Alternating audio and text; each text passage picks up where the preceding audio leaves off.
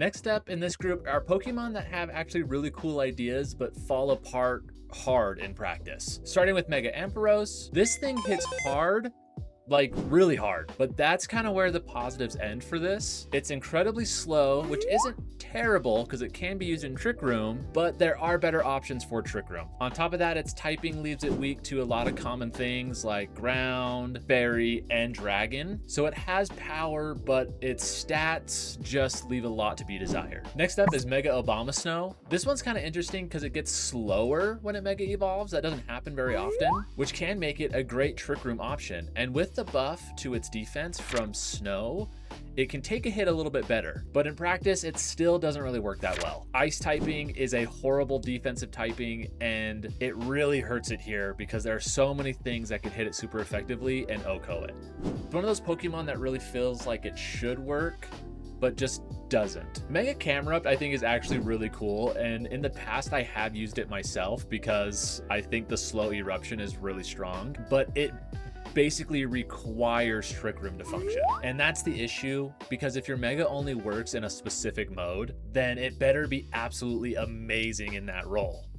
And I think that there are just better options. There are just a lot of better Trick Room attackers that don't require you to commit to your Mega. Mega Altaria. This one hurts because it does have like a lot going for it with Dragon and Fairy typing and the Pixelate ability. It even has some good utility options, but despite all that, it never really did anything in VGC. It doesn't quite hit hard enough, it's not fast enough, and it doesn't dominate any specific role. So even though it looks great on paper, it just never really translated into results. I still think these Pokemon have some really cool designs. I still think that they can do well in certain roles, but they just don't do enough to validate you using your Mega slot for these Pokemon specifically, when you can find Pokemon that do a job almost as good without having to use your Mega. The next Megas I'm going to talk about are kind of interesting ones because they actually aren't terrible as regular Pokemon, but their Mega evolutions kind of are. And sometimes with these ones, you're just better off not Mega evolving altogether.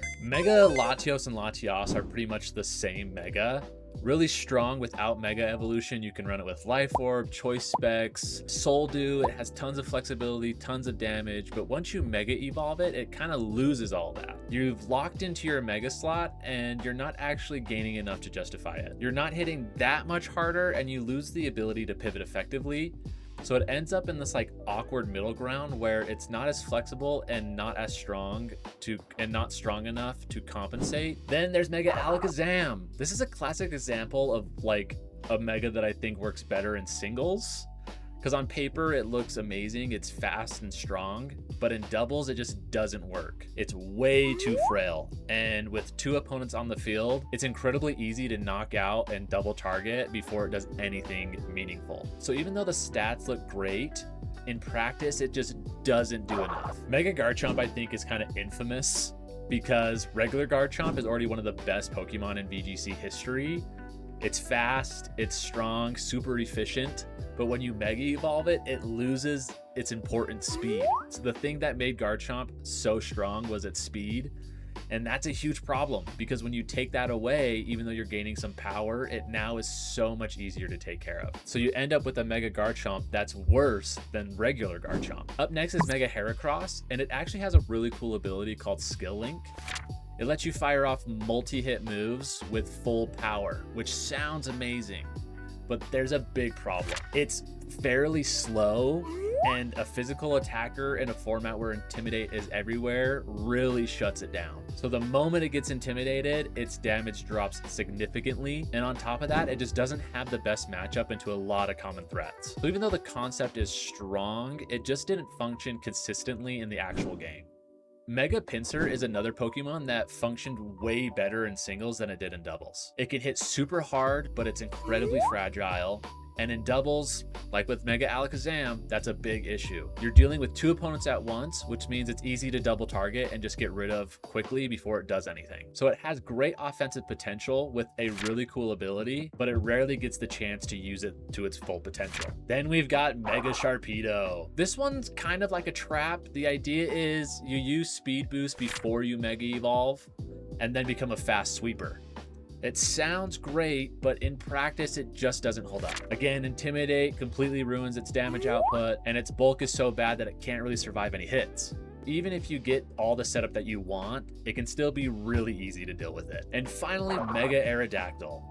This one's all about speed. It's extremely fast, but that's basically all it has going for it.